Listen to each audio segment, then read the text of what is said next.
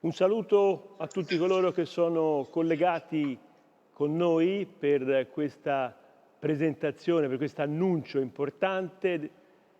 Benvenuti al Malta Book Festival 2020, edizione totalmente online, e benvenuti al padiglione dell'Istituto Italiano di Cultura, anche se è un padiglione virtuale. Bene, il 2021 è un anno estremamente importante per l'Italia. Perché? Perché si celebrano i 700 anni dalla morte di Dante Alighieri. Dante Alighieri è il padre della lingua italiana, è il sommo poeta, il Ghibellin fuggiasco, per usare alcuni epiteti con cui viene chiamato Dante Alighieri. Tutto il mondo celebrerà Dante Alighieri, i 700 anni dalla sua morte, con iniziative di vario genere. Anche a Malta, ovviamente, celebreremo Dante Alighieri, e l'Istituto Italiano di Cultura, insieme all'ambasciata e ad altri partner maltesi, è impegnato nella realizzazione di una serie di iniziative. Ve ne dico qualcuna, ve ne annuncio qualcuna un po' alla rinfusa delle molte iniziative attorno a cui stiamo lavorando. Ci sarà la proiezione di un film del 1911, il film che fu diretto da Francesco Bertolini, Giuseppe De Liguoro e Adolfo Padovan. La proiezione sarà accompagnata da un concerto originale con il musicista Marco Castelli.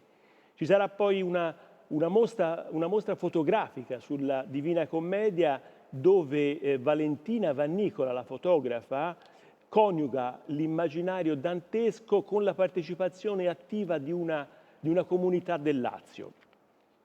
Un progetto poi musicale, il titolo è Il Dante Cantato, un progetto di Ambrogio Sparagna con i solisti dell'Orchestra Popolare Italiana, che si lega alla grande tradizione di poesia cantata in endecasillabo, che è il verso usato da Dante Alighieri nella Divina Commedia. E poi ci sarà, sempre in ambito di arti performative, Alla Dantesca, un progetto musicale di canti e danze rinascimentale sopra alcune terzine della Divina Commedia, ad opera della compagnia Rossignol. Poi un paio di iniziative dedicate a Francesca da Rimini, Worldwide Kisses, baci dal mondo. È un tributo a Dante e a Francesca da Rimini. Contemporaneamente, in 5 continenti, studenti di varie università del mondo leggeranno il quinto canto dell'Inferno nelle loro lingue locali. Abbiamo appena realizzato, e uscirà però nel 2021, un audiolibro multilingue, un progetto del Ministero degli Affari Esteri. Questo audiolibro è un progetto che comprende la lettura di una selezione di brani scelti appunto dalla Divina Commedia in tante lingue, anche in maltese. A questo progetto hanno lavorato 3 splendidi attori maltesi che, quando lanceremo l'audiolibro, saranno all'Istituto Italiano di Cultura, al Salone, e appunto faranno una lettura di quello che è stato questo progetto. Ma fra i progetti che stiamo presentando, sicuramente quello a cui più teniamo è il progetto che andiamo a presentare oggi, ovvero la nuova edizione della Divina Commedia in maltese nella traduzione di Alfred Palma, una nuova edizione che sarà aggiornata e che avrà delle immagini.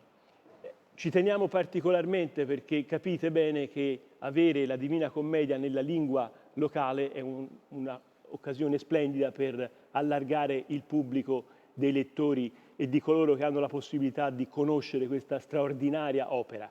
Guardate, sono molti le traduzioni in tante lingue, la Divina Commedia è stata tradotta.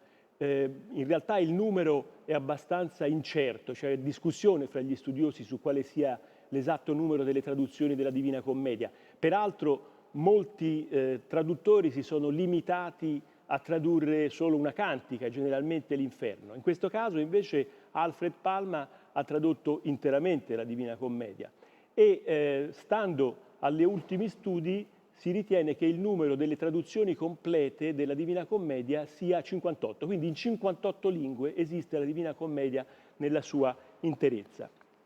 Bene, andiamo per presentare il progetto della Divina Commedia in maltese. Abbiamo oggi collegati via video oppure in presenza coloro che stanno lavorando a questo progetto. Il dottor Luis Galea, il dottor Joseph Mizzi, il dottor Richard Muscat e il dottor Alfred Palma. Io sono i compagni di viaggio, questo viaggio su questo progetto che è nato da Richard Muscat, dal dottor Muscat, a cui passo subito la parola. Permettetemi però, per gli amici italiani che magari non lo conoscono, di dire il dottor Richard Muscat è ex membro del Parlamento maltese e segretario parlamentare per la giustizia e la cultura, ex ambasciatore di Malta e già presidente di ASAD, l'associazione con cui realizziamo questo progetto. Organizzatore del corso Dante e Politica ieri e oggi e coordinatore appunto della nuova edizione della Divina Commedia in lingua maltese, con traduzione di Alfred Palma. Passo la parola quindi al dottor Richard Muscat. Ringrazio il dottor Massimo Sarti per la sua gentile introduzione. Mi sento onorato di partecipare in questo evento, questa iniziativa della Fiera Nazionale del Libro. In modo particolare sono contento di poter contribuire personalmente per la riuscita del programma dell'Istituto Italiano di Cultura nel celebrare il 700° anniversario della morte di Dante Alighieri, con l'annuncio oggi della nuova edizione del capolavoro dantesco in lingua maltese di Alfred Palma. Grazie, direttore. Passo adesso ad esprimermi nella mia lingua. Dan il-proġett li nara l-pubblikazzjoni ta' Divina Komedja bil-Malti mill-ġdid f'idejn ilu ħolma tiegħi għal madwar 20 sena minn meta kont President tal-Għażla. Dakinhar kont qed naħseb biex intella kors dwar attwalità politika li jkun ispirat mid-Divina Komedja. Fittixt kopja ta' Alfred Palma u sibt infatti kopja waħda biss. L-aħħar waħda li kellha Aquilina Bookshop tal-Belt, illi llum ovvjament kulħadd jaf li m'għadux hemm. Qaluli li kien out of print wara li kont tlabt xi 20 kopja għall-Għażel. Ma kellux ikun, għax kien wasal il-moment li anka jien inħalli l-Akkademja u għalhekk dik ix-xewqa ma wettatix. Għaddew is-snin. Kien propju sentejn ilu bħal dan iż-żmien fl-2018 meta dak il-kors li kont ilni noħlom bih wasal iż-żmien tiegħu. Organizzajt il-kors fl-Għażad bħala ċentru ta' studji politiċi. Fih ħadu sehem letturi ewlenin fil-politika u akkademiċi fil-lingwa Taljana bħal President Emeritus Ugo Missabonici, l-ex Ministru Dr. Luis Gallia, l-ex Ministru Dr. Tonio Borg, il-Professur Joseph Brincat, il-Professur Karl Kirkhope, kif ukoll Alfred Palma u jien.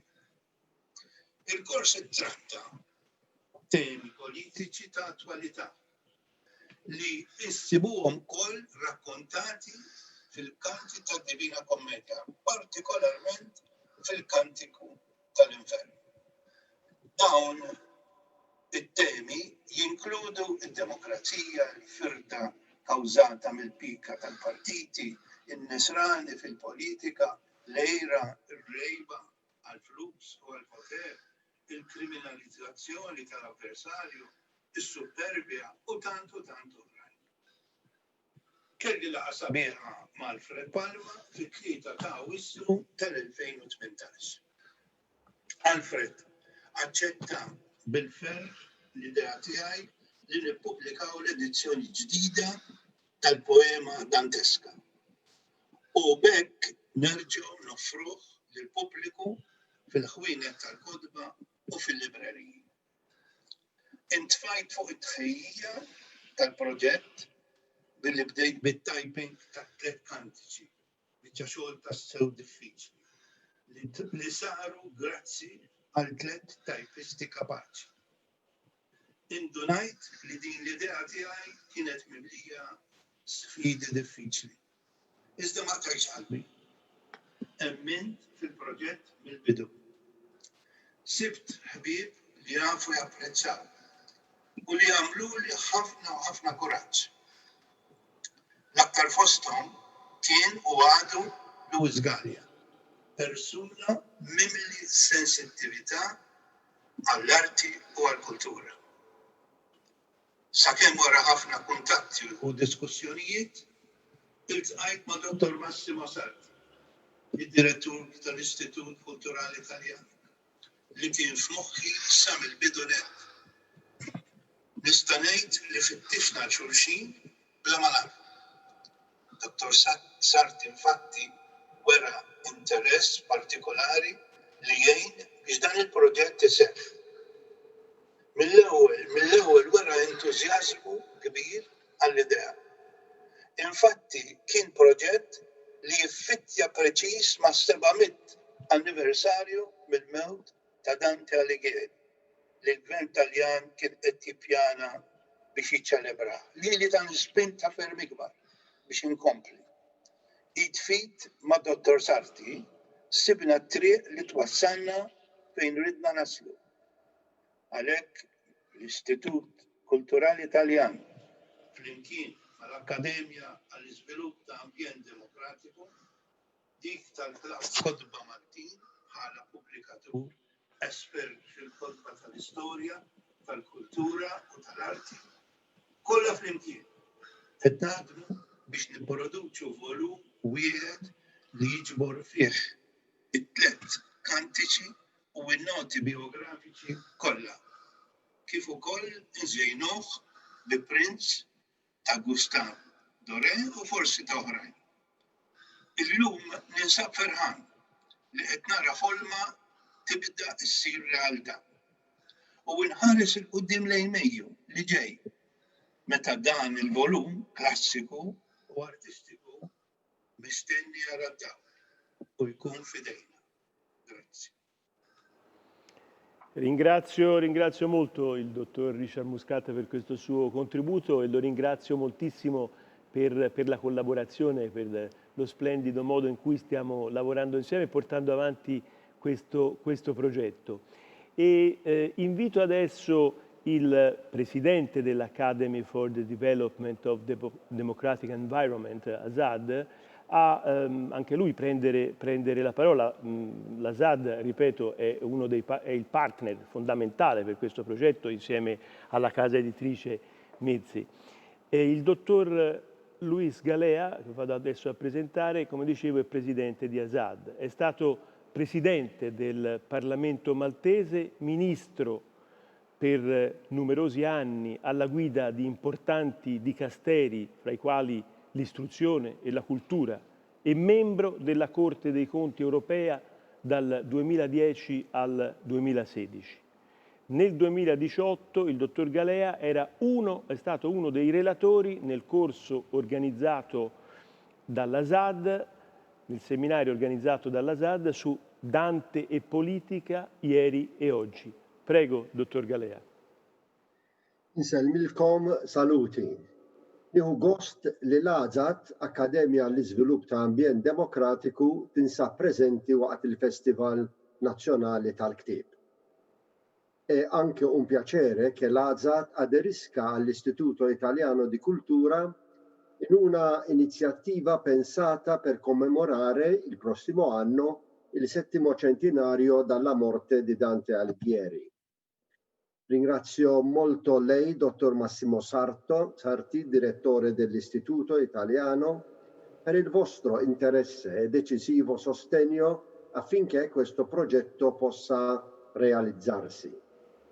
Il progetto stesso non è solo un degno ricordo del lavoro letterario universale di Dante, ma ancora una volta rende omaggio alla lingua maltese e allo stesso tempo riconosce l'abilità letteraria e poetica di Alfred Palma. Il progetto che lanciamo oggi, come lei ha ben notato, è il sogno di Richard Muscat, che 2 anni fa organizzò presso l'Azad il corso Dante e la politica ieri e oggi. Ho avuto il piacere di affrontare 2 conferenze in questo corso con i temi Dante, etica e politica, e l'altra Dante e Machiavelli, con coscienza. Imma il-protagonist veru ta' din it-tnedija huwa l-awtur ta' traduzzjoni, il-kittib u poeta Malti Alfred Palma li kif smajna ippubblika l-ewwel edizzjoni ta' traduzzjoni ta' Divina Kommedja fl-1991 fl-istamperija Palprint Press. Aktar minn 50 sena ilu bħala student fl-Università studjajt fost wieħed oħra letteratura Taljana. Dak iż-żmien fl-ġlejn il-professuri Carlo Dorigo u Franco Lanza. Kien hawn li jien ħadd l-ewwel doża ta' apprezzament kritiku ta' Dante Alighieri fejn koprejna it-tliet kantiċi ta' Divina Kommedja, l-Infern, il-Purgatorju u l-Ġenna, kanto kanto.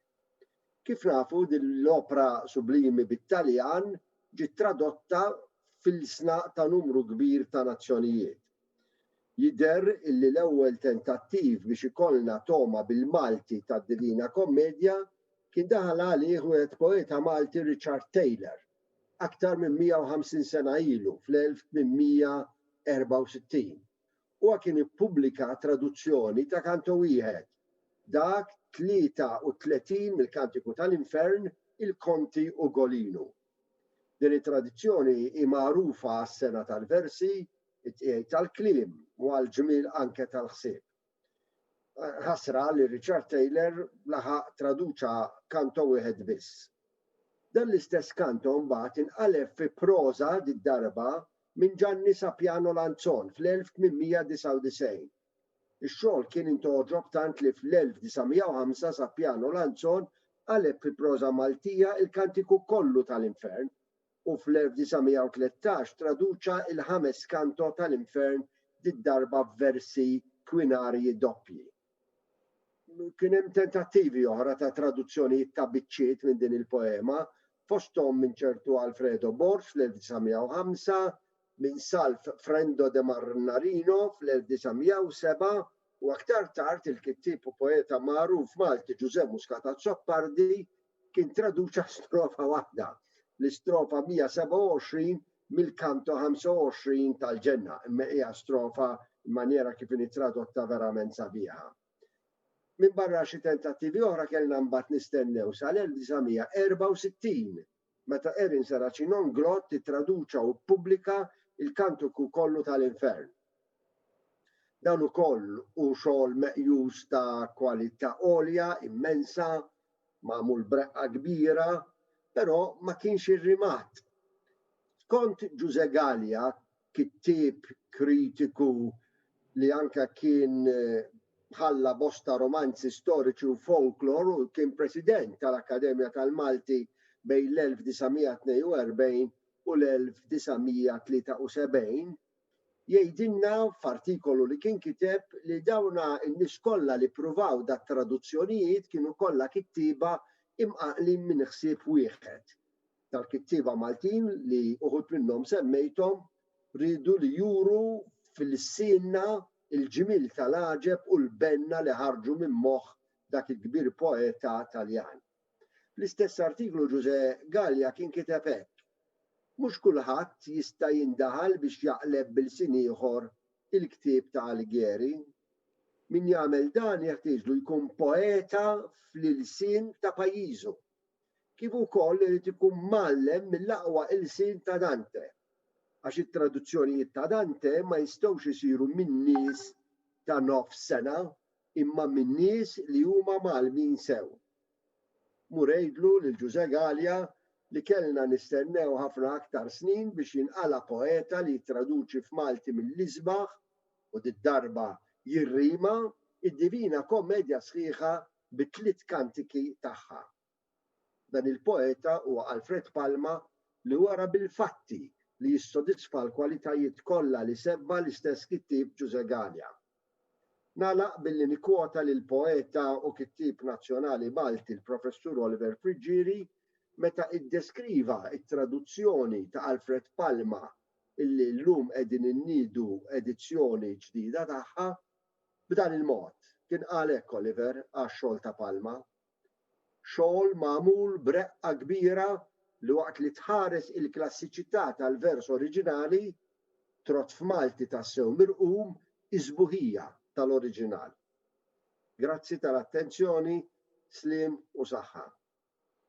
Grazie Presidente Galea, grazie davvero per questa splendida collaborazione che ci porterà a maggio, si può dire, a maggio del 2021 a vedere uscire la nuova edizione in maltese della Divina Commedia. Nuova edizione che uscirà per i tipi della Mizzi Books e abbiamo qui con noi l'editore Joseph Mizzi. La casa editrice Mizzi Books è specializzata in pubblicazioni, diciamo, di storia e di arte maltese, ma anche di altri settori in generale, di volumi di altro interesse. Peraltro, non so se lo posso dire, ma a breve forse avremo la fortuna di vedere un'opera antologica su un grandissimo artista di cui Malta, diciamo, va fiera, un artista italiano, ma non dico altro se voi lo dici, voi lo dici tu. Bene, quindi passerei la parola al dottor Joseph Mizzi, che ringrazio per essere parte di questo viaggio che non è ultraterreno, no? È terreno, ma insomma è per noi importante. È terrenissimo. Intanto, grazie direttore, u għan nitkellem bil-Malti mill-ewwel. Jiena nħoss u dejn dawn iż-żewġ preżentazzjonijiet u dik li ġejja warajja li l-unika kontribut li nista' ngħid hija li bħala direttur tal-Klabb Kodwa Maltin u Mizzi Books inħossni onorat li ħan nippubblika bil-Malti dan il-volum tal-letteratura ma ngħidx Taljana, tal-letteratura mondjali. Id-Divina Kommedja illum huwa wieħed minn dawk il-kotba naħseb wara l-Bibja li ma semmih xi ħadd ma jkun jaf. Oriġinalment magħruf bħala kommedja biss, imma mbagħad kien poeta illustri ieħor Boccaccio li żiedlu l-aġġettiv ta' Divina. U għalhekk nirringrazzja kemm lil Richard Muscat, lil Dr. Lewis Gallia u anke lil Dr. Sarti ta' din l-opportunità li ħadmu magħna u nsibna l-mezz kif flimkien nippreżentaw lill-pubbliku Malti din l-opra bil-lingwa tagħna. Grazie dottor Mizzi, grazie veramente. E chiaramente senza la persona che adesso sto per annunciare, a cui passerò la parola, tutto questo non si sarebbe potuto realizzare. Sto parlando del dottor Alfred Palma, che è il traduttore in maltese della Divina Commedia. Lasciatemi appunto per il pubblico italiano che non lo conoscesse dire due parole per introdurre il dottor Palma. Prolifico autore, poeta in maltese e in altre lingue e anche appunto un traduttore eminente. Sono importanti le sue versioni in maltese di Shakespeare, di Wilde, di Voltaire, di Lawrence e di Mann. Ma il suo capolavoro, e noi di questo ne siamo fieri, è la traduzione della Divina Commedia di Dante Alighieri, che ricalca in modo magistrale la terza rima originale, pubblicata la prima edizione nel 1991. Per questo lavoro, al quale si è dedicato per oltre 20 anni, con un impegno enorme, capite com'è complesso tradurre un'opera come la Divina Commedia, e si è impegnato appunto per 20 anni, dal 1966 al 1986. Per questo lavoro Palma è stato premiato nel corso della 14ª edizione del Settembre Dantesco nel 2008 a Ravenna. Gli interessi di Palma non si limitano alla letteratura, ma si interessa di pittura, si interessa anche di musica, suona il piano e chissà che magari in occasione del lancio della Divina Commedia in maltese a maggio l'anno prossimo al Salone dell'Istituto, chissà che non accetti anche magari di suonare un po' il piano che abbiamo nel nostro salone. Adesso passo la parola al dottor Alfred Palma. Id-Divina Kommedja ili nħobba minn żmien l-iskola fil-Kolleġġ de la Salle meta konna fit-terza. Niftakar l-għallim tagħna għalli għafferlu Don Franz Buħaġar li beda introduċina mal-Divina Kommedja permezz ta' edizzjoni li kien ħareġ Tito Casini fi proza biċċiet siltiet ta' poezija minna. U kont nħossni msaħħar mill-ewwel, kont imur id-dar u nipprova nsib x'ġej wara, x'tant kienet saħritni. Meta mbagħad spiċċajt l-iskola u qed naħdem l-interess tiegħi fid-Divina Kommedja baqa' xorta waħda. U dejjem bdejt nistaqsi peress nħobb ħafna traduzzjoni, jiena hija ħaġa naturali fija. Bdejt nistaqsi lil innifsi ġieli saret id-Divina Kommedja bil-Malti. U bdejt nagħmel ċertu stħarriġ qabel ma għax kien ġaf kelli f'moħħi li nibda nittraduċiha u sibt li kien hemm kienu traduzzjonijiet fil-veru sens, però ma kienx hemm dik il-fedeltà li hemm fl-oriġinal, pereżempju it-terza rima, il-vers tal-11 l-endeka sillabu. U allura iktar tkebset fija il-ħeġġa illi nagħmel din it-traduzzjoni u nagħmilha kista jkun bir-rima. Dak iż-żmien kont għad niżgħir u ma kontx naf għal xiex kont nista' nidħol. Sadattant fl-1964 Erin Saraċoranglot ħareġ l-Inferno bil-Malti. Biċċa xogħol kbira ħafna u sabiħa. U mill-ewwel kont xtrajta biex anke biex inkebbes l-interess tiegħi. Però meta rajt imbagħad illi ma kienx bir-rima, speċi qed imma jiena nista' nagħmilha bir-rima. U bdejt nagħmel laqbaċi vers l-emmolaw, nipprova nirrimhom. Il-vers tal-11 ma kienx ikidni għax jiena nħobbu naturali dak il-vers. U meta bdejt nagħmel imbagħad biċċiet l-emmolaw, kellimt lill-Brother Henry li kien jallimna l-Malti dak iż-żmien u kien ħobb ħafna l-Dante wkoll, u naturalment lil George Zammit li kien eċċellenza fejn jidħol Dante. U dan George Zammit bat li jittra li kienet il-bidu li tatni l-forza biex nagħmel dan ix-xogħol. Għax għalli Alfred, għalli fik nara li xaħat li għandu l-kapaċità li għamel id-Divina Kommedja bil-Malti. Żiet ukoll sentenza li komplet ħeġġiġa fejn qal li ta' Erin hija traduzzjoni perfetta, bellezza, għal però jonqosha t-terza rima, ir-rima li tant hija importanti fid-Divina Kommedja. Allura dak kien l-aħħar x'ismu mbottatura u bdejt ix-xogħol. Naturalment meta qabel ma bdejt ix-xogħol kif nagħmel is-soltu jiena fit-traduzzjoni, erġajt dort ix-xogħol kollu mill-bidu sal-aħħar, kemm fuq Tito Casini u kemm fuq l-edizzjoni li kont għaddi kemm xtrajt. Kombinazzjoni kont il-ħadd xtrajt edizzjoni ta' Camerini u għandi l-onur ngħid li din kienet ta' Monsignor D'Andria, din il-kopja. U fl-1966 bdejt ix-xogħol fuq id-Divina Kommedja bis-serjetà. Għaddejt minn perjodu diffiċli ħafna għaliex peress li titqabbel għandek 14,000 vers u fuq il-200 vers.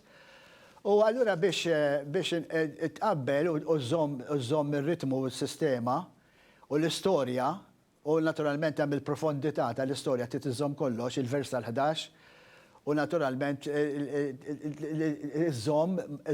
iżomm Malti illi ikun relatat ma' żmien tad-Divina Kommedja għaliex fit-traduzzjoni wieħed irid joqgħod attent illi iżomm l-awtur u żmienu, inkella jitlef il-forma tal-traduzzjoni. Umbagħad komplejt għaddej naturalment 20 sena fuq għad il-biċċa xogħol, 20 sena ta' martirju kbir, u fl-1986 nexxi li nagħmel l-aħħar vers tal-ġenna. U meta għamiltu mbagħad bdejt inħabbat il-bibien biex xi ħadd jipprova jippubblika ili, u nista' ngħid bidi fuq qalbi li ħadd ma fetali. U għamilt nsaqsilhem u nsaqsilha u fl-aħħar sibt li sur Paul Zammit tal-Print Press u għalli Alfred, għalli namililek, għalli pero għalli għatafi u xek. U niftakar kont ħallastu u ġitni xie 4,000 euro, 4,000 liri Maltin dak iż-żmien. U beda l-martirju li ħorum bat li rrit nħallasom dawn 5 lira fix-xahar mill-pensjoni li kelli. Imma bidbatija b'kollox u bil-kuraġġ irnexxieli nagħmilha u fl-1991 ippubblikajta. Ix-xogħol intlaqa stennejta jiena, intlaqa b'ċiniżmu kbir u b'xettiċiżmu kbir, però grazzja tal-la sibtajnuna minn l-ambasċatur Taljan, Dottor Marino Fleri, illi oġbu ħafna x-xogħol tiegħi, u sibtu kollha għajnuna kbira mill-onorevoli Dr. Ugo Mosud Bonnici dak iż-żmien kien Ministru tal-Edukazzjoni. U bdejt bil-mod il-mod jiena għamilt 1000 kopja minna di, u l-lum out of print ili ħafna out of print. Però issa, għal-grazzja għanna dell-okkazjoni, nirringrazzja l-Lazat u nirringrazzja l-Istituto di Kultura Taljan, il-Dottor Marino Massimo Sarti, il-Sur Richard Muscat, u dak kollha li għajnuni biex nagħmel din il-biċċa xogħol, għaliex ħadu interess kbir illi jagħmlu ristampar ta' din il-biċċa xogħol. U se jagħmluh bil-illustrat, u naturalment se jkun volum wieħed. Jiena meta għamiltu fi 3 volumi, b'3 kuluri kif jaf kulħadd, u din id-darba x-xogħol se jkun xogħol wieħed. Nittama li dan ix-xogħol jinogħġob ukoll kif kien ta' qablu u jkun ta' ġid għall-letteratura Maltija u kif ukoll dik Taljana. Nirringrazzja l kulħadd. Grazie Alfred Palma. A questo punto non mi resta che ringraziare di nuovo Azad, il suo presidente Luis Galea, il dottor Richard Muscat, il dottor Joseph Mizzi per questo viaggio appunto che stiamo facendo insieme per arrivare alla pubblicazione della Divina Commedia in maltese, alla nuova edizione, e non mi resta che invitare tutti voi che ci state guardando. Il prossimo anno, a maggio, ci sarà un nuovo libro che uscirà. Questo nuovo libro non so come verrà tradotto in maltese, ma suppongo sarà commedia, non so, il titolo. Comunque uscirà la nuova edizione della Divina Commedia in maltese. A presto. Grazie.